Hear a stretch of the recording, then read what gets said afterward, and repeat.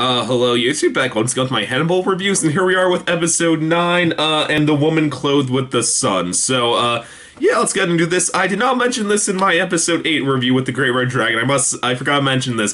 The guy that gotta do the Great Red Dragon is Grace. He is just gonna be so creepy and so unpleasant, and god did he terrify me. Even though I think in the first episode, I don't think he got a single goddamn line, he was still really effective, so good for that. Now this episode, pretty damn good episode of Hannibal, I gotta say. Considering where I left off with the last episode with Will going to see Dr. Lecter. Essentially just the plot of this one was just, Will just trying to work on the investigation with him. Good positives of the episode. I guess there was a lot of good scenes. I really loved, Will discussing the case with Hannibal basically Hannibal just imagining themselves, like him and Will at the crime scenes with each other. I thought that was really good. Very effective. And the episode, all stuff with Will and Hannibal was really good. I also really like the scenes with Will and Elena. I know Will is with Molly in the books. I kind of wanted them to change the books and have him end up with Elena though, because I really always did like how effed up of a relationship they had. But no, looks like Elena is full on lesbian, which is actually pretty awesome. And is with Margot, and they had their child, and yeah, now Elena's rich. I love the line. Even Will's just like, so then why are you here exactly? And then I loved Elena's line. I loved it. Just her being like, look, there are 5 doors between Hannibal and the outside world. In this job, I have the key to every single lock. So, love that line. Love that line from her. And so yeah, that was all really good.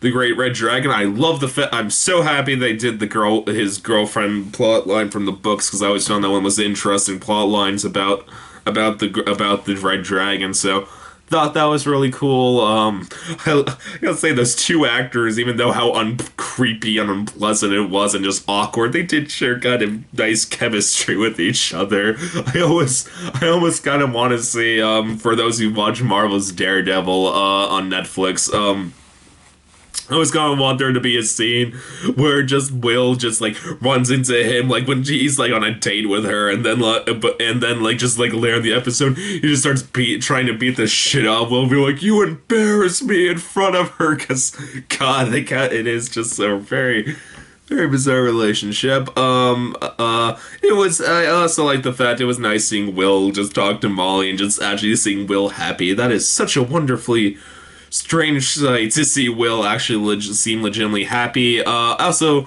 oh God, I forgot about that line. I love the line with Hannibal and Will when they're first talking to each other, and Hannibal's like, so I assume you have a child in your life now. Just like, I once gave you a child. Like, I loved how, like, Will, even though he did not comment, you almost could see just the pain and anguish on his face from hearing that. Like, just the fact, like, how much he does, like, how hard, kind of still, like, destroyed he is about that. I really love that line. Yeah, oh God, this episode had the return of Freddy. I never thought that character would return this season more than any other. So yeah, she's back just as annoying as ever. I like how she does say, do you want my help to try and, do you want my help again, to try and catch, the Red Dragon this time? And I love the line when she says, like, look, I died to bring down Dr. Lecter, and then Will's like, you did not die nearly enough. I love that line. Well, yeah, really cool things. I'm just thinking this because there's just one big specific thing I want to talk about. Anything I want to talk about before this? Anything else, really? Oh yeah, I did not know if this was supposed to be a self-referential stab at slasher films and, like, murders and, like, on, like, screen in general. I love the scene with the 2, workers at the morgue at the FBI, just, like, when they're examining the dead cat, and then just one of them just like, oh, the cat's dead, and one's like, I don't think you were this sad about when the kids died, and then he's like, look, I like cats way more than I like kids. Because that usually does happen in slasher character things, like when on screen, like people usually seem to be much more bummed out when an animal dies versus when a person dies. So I don't know if that was supposed to be a self-referential stab, but if it was, that was pretty funny. Yeah, so that's really all that I have to say. Oh yeah, and Will's imagining himself as the Red Dragon. I gotta say the shot of him standing covered in blood was effective. But yeah. So now let me just talk about the one big thing. You guess which character returns in this episode? Abigail Hobbs. God, will that character never go away?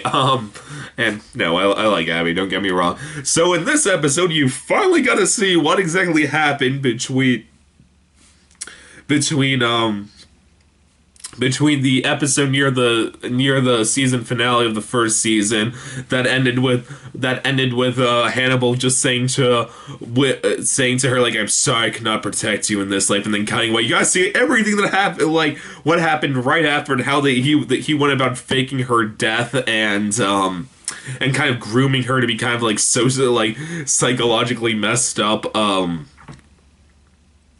Oh God, and yeah, that was all really good stuff. I gotta ask though, what was that supposed to be? Abby's ear and Will's throats, or was that just someone else's ear? I'm not sure. I was always trying to see if the actress had like one of her ears missing, but I couldn't see, so I'm not sure.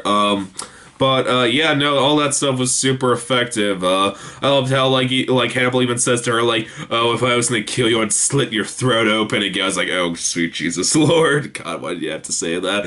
And and I just freaking love the last line between the two that took place on the night of the season 2 finale when it's just them in the kitchen, and then Will like calls on the phone, says like they know and they're coming, and then Hannibal just saying to her like, no, we're gonna wait for Will, we need to have Will, and then sending her upstairs and just saying like, look, one of the happiest moments of your life hunting with your dad, now you get to hunt with me. And so I am glad that they finally explained